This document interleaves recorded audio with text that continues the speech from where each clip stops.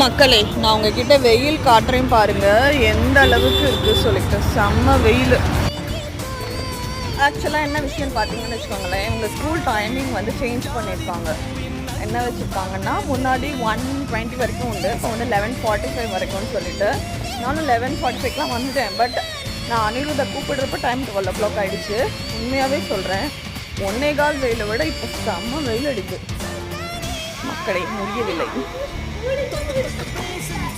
ஆமாம் ஆமாம், சரி வா போகலாம், சீக்கிரம் போகலாம் வீட்டுக்கு. அனிருத் பார்த்தீங்கன்னா வெயிலுக்கு வந்து ஸ்ப்ரைட் வாங்கிட்டான்.